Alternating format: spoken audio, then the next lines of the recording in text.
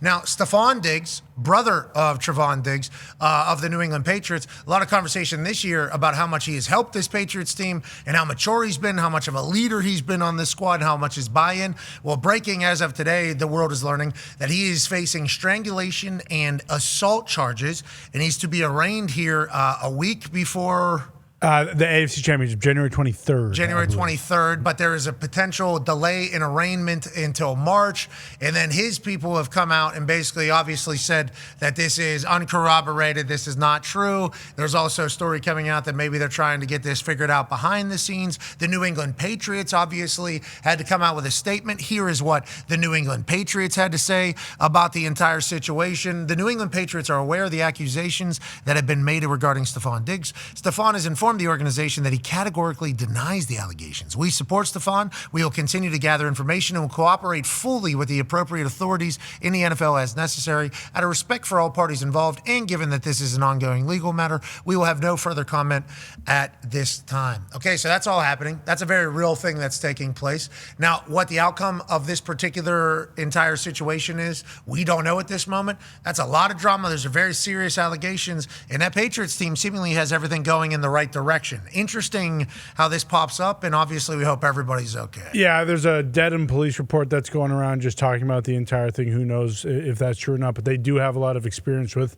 situations like this. Jabril Peppers, I think it was last year, just got accused of a situation not like this. I believe it was with a girlfriend where, he basically missed 11 games. And then after, he was cleared, his name was cleared, it ended up being kind of like a hoax type situation. His name was cleared, and then he kept playing for the Patriots. It'll be interesting to see what does happen because the Jabril Pepper situation and the Stefon Diggs situation, much different charges. But, I think a lot of people were saying the NFL typically waits until the legal situation is resolved in court and everything. So if they push it towards the end of March, this would be a next season situation. And if not, maybe around then something will come out more legitimate. Teams wait on the NFL to do something, and then the NFL, if it's legal, waits on local law enforcement as well. So just like the Patriots said, obviously the entire sports world will wait for the entire investigation, but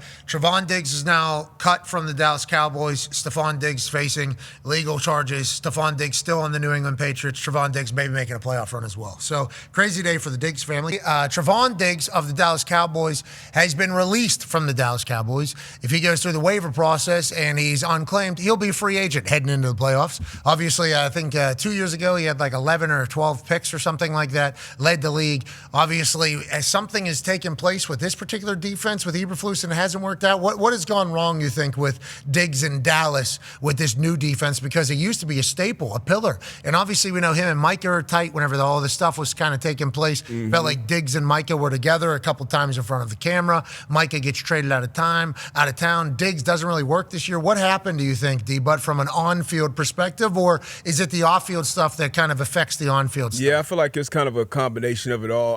I know he tore his ACL, I believe, after that big year, almost Defensive Player of the Year type year. Different system, obviously, with Flus. Never seemed like he quite clicked with the new regime over there, the play callers and stuff. Never really got quite fully healthy either. So, and obviously there was some other stuff off the field with the concussion that happened from the TV thing, so he missed a bunch of weeks. And then even when he was back having good weeks of practice, he still wasn't active on game day. So you kind of saw this coming down the line. But I'll be interested to see if a playoff team, takes a shot on them. Who would be a team that would potentially need another corner? The first team that comes to mind, they got good corners. They got a bunch of turnovers, would be the Bears, just because of the relationship he had with Al Harris, their DB coach, secondary coach, who he had a ton of success with in Dallas.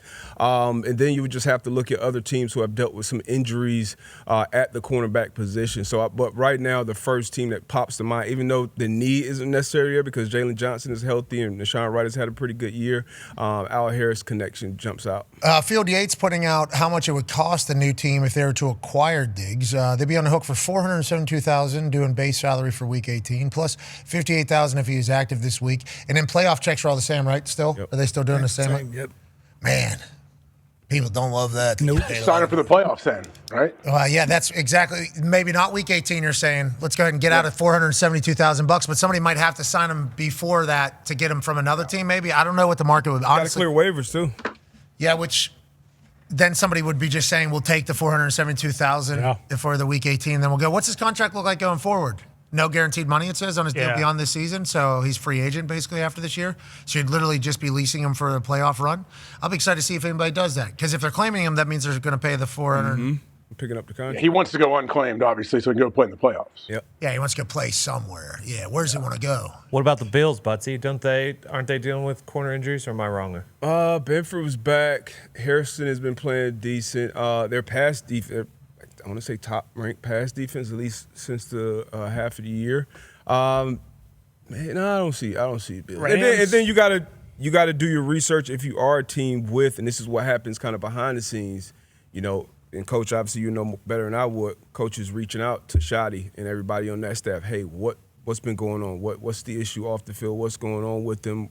Tell me what the public doesn't know, and then on the other side of that, based on what the tape, you got to make a decision if you want to bring them in your building. BA, what are those conversations like? Obviously, you've been a head coach numerous times. Yeah, I think general manager, head coach have to have a relationship with somebody in that building that gets real facts, not bullshit facts. And to me, it's very, very hard. Why are you letting him go now? Something that's a red flag to me. If I'm the coach, there's a red flag. I gotta do all my homework before I bring this guy in the building. Yeah, you don't want to ruin your culture for the playoffs either. But also, isn't there a lot of thoughts from NFL coaches and cultures nowadays as opposed to back in the day? Back in the day, if you were labeled a distraction, basically everybody was like, "Yep, we're not dealing with it." Now there seems to be a newer era of coaches that are like, it'll work here though, even though it didn't work there, right? Isn't there a little bit more of that? Yeah, now? especially if you have a need. If you got a need and he's healthy, that's the other thing. Passing waivers and passing a physical, two different things, but. Yeah, interesting. It does feel like people take a little bit more shots on things that are labeled, or players that are labeled a distraction. Gotta have a strong culture. Gotta have a strong culture from the head coach, and then your leadership in the locker room. They got to make a decision on, all right, is this a good guy to bring in? So that'll be a big part of it too. I would go straight to my leaders. Hey, you want this guy? You know him? You want him? Yeah, we want him. Okay, we'll get him. All right, let's roll for the playoffs. It's only 6 weeks. What all could this guy potentially do here? A team like the Rams would make a lot of sense. They got a really good D-line. Their defensive coordinator, Shula, is the hot name right now, and they're looking to play the Eagles, who he's already played, or at least has a lot of experience with, has played twice this year. You would think, and I'm not sure what their money situation is, but you would think that they might be able to do it, especially with a lot of noise around the Rams, and they've been able to silence a lot of it. That Shula guy is just a defensive McVay. Did you see him do the interview before the game? His neck things were throbbing. His hair was just like, it's like, holy fuck, they found a brunette McVay defense version. That's what they just put out here. And then his last name, it's like, I grew up in football just like McVay. It's like, this fucker is the defensive McVay, it looks like. Now, will he get a head coaching job? Probably. Will one of these teams sign Trevon Diggs? We shall see.